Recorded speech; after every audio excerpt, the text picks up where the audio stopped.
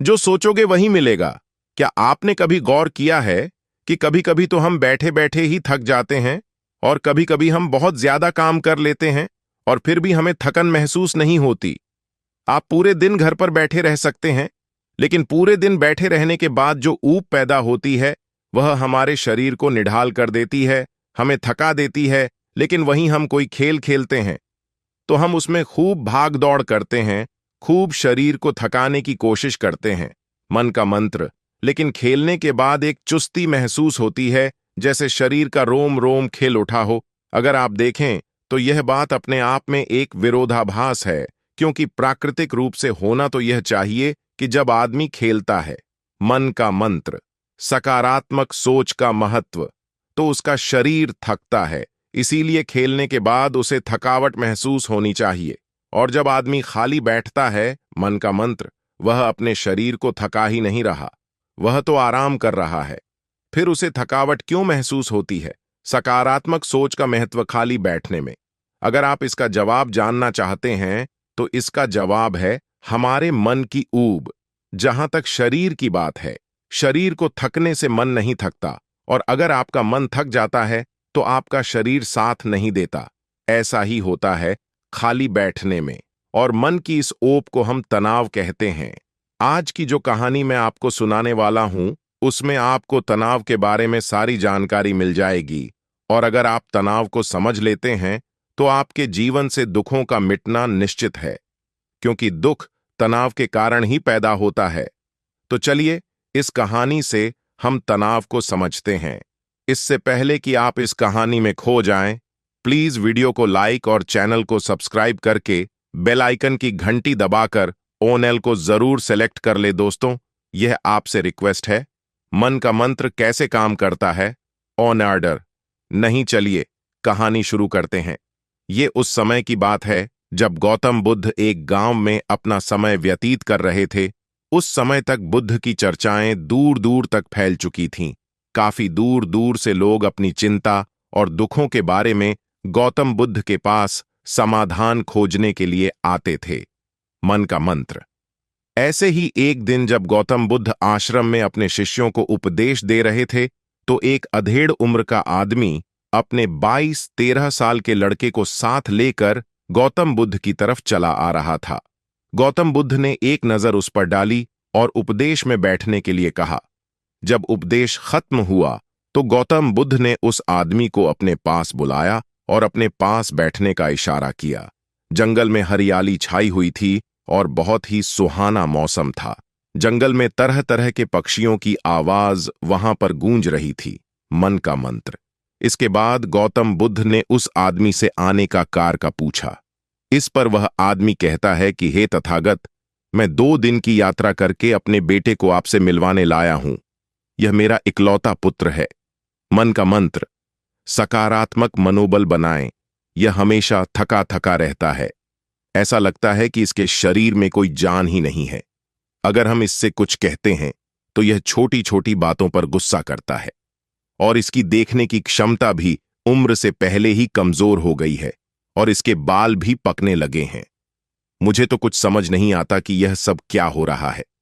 भला इतनी कम उम्र में इतनी ज्यादा उम्र का लगता है। हे बुद्ध, मैं अपने बेटे को लेकर बहुत चिंतित हूं। जब मैं अपने बेटे को डॉक्टर के पास लेकर गया तो उन्होंने कुछ औषधियां देकर कहा कि अपने बेटे को तनाव कम लेने दिया करो। वह अपने दिमाग में बहुत तनाव लेता है और इसी वजह से उसकी ऐसी हालत हो रखी है। लेकिन उनके लाख बताने पर भी मुझे तनाव का मतलब समझ में नहीं आया। मुझे पता ही नहीं कि तनाव होता क्या है और उसे कैसे उसके दिमाग से निकाला जाए।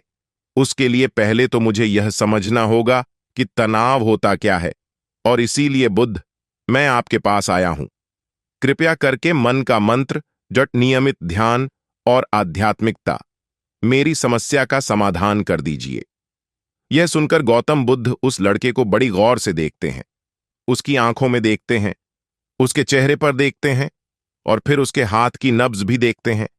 ये सारी विधियां करने के बाद गौतम बुद्ध उस आदमी से कहते हैं, मन का मंत्र, कि तनाव लेना तो कोई नहीं चाहता, लेकिन फिर भी तनाव लोगों को दीमक की तरह पकड़ लेता है, और इंसान को यह पता ही नहीं चलता कि वह तनाव में जी रहा है।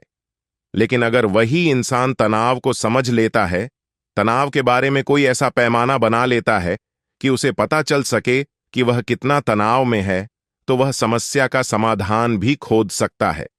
मुख्य रूप से तनाव के 8 कारण होते हैं।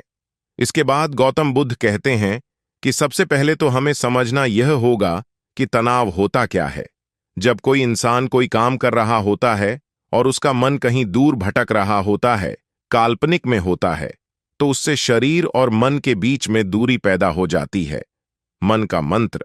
और जितनी दूरी शरीर और मन के बीच में होगी, हम उतने ही निंद्रा की अवस्था में होंगे, और इसी दूरी को, इसी खिंचाव को तनाव कहा जाता है। कोई आदमी खेलने के बाद फुर्ती महसूस क्यों करता है? हालांकि उसने अपने शरीर को थका है, लेकिन समझने की बात तो यह होती है कि खेलते वक्त मन और शरीर पूरा उस खेल पर केंद्रित होता है, जिससे शरीर और मन में दूरी पैदा नहीं होती, और इसीलिए कोई तनाव पैदा नहीं होता। मानसिक शक्ति का महत्व।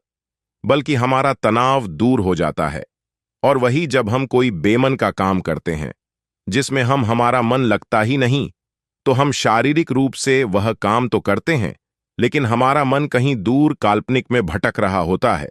इससे शरीर और मन में एक दूरी पैदा हो गई और तनाव ने जन्म ले लिया। इसीलिए इंसान को एक बार में एक ही काम करने चाहिए और इस पर अपना तन और मन केंद्रित रखना चाहिए, जिससे आपके भीतर कोई तनाव पैदा ही ना हो। तनाव के कुछ मुख्य कारण भी होते हैं। इसके बाद गौतम बुद्ध कहते हैं कि अगर हम इन कारणों को जान लेते हैं, तो हमारे अंदर तनाव कभी भी पैदा नहीं होगा।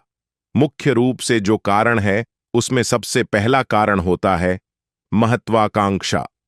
महत्वाकांक्षा होना अच्छी बात है, लेकिन कभी आपने गौर किया है कि इंसान के लक्ष्य कभी पूरे नहीं होते, क्योंकि इंसान का कभी कोई एक लक्ष्य होता ही नहीं है।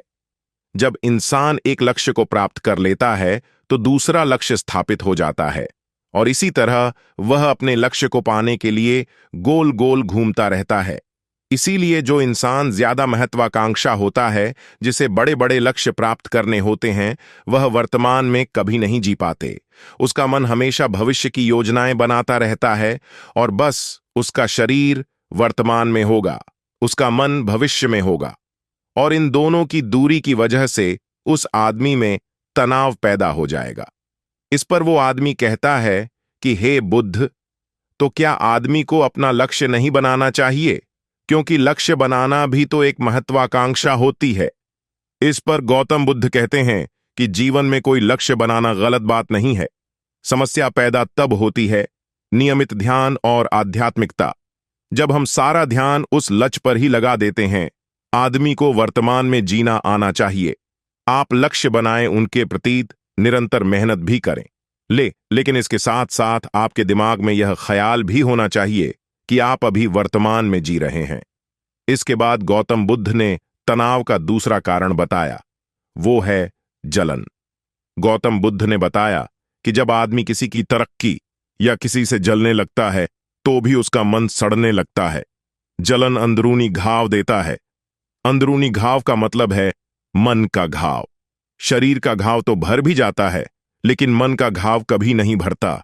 इसलिए इंसान को दूसरे की तरक्की से कभी जलना नहीं चाहिए। तनाव का तीसरा कारण होता है किसी दूसरे से अपेक्षा। गौतम बुद्ध ने बताया कि एक बाप होने के नाते वह अपने बेटे से बहुत सारी अपेक्षाएं रखता है कि मेरा बेटा एक कामयाब इंसान बने, वह जिस तरह मैं चाहता हूं उसी तरह का जीवन जिए। और जब आदमी किसी से अपेक्षा करने लगता है, तो कहीं ना कहीं वह अनजाने में खुद के लिए तनाव पैदा कर रहा होता है।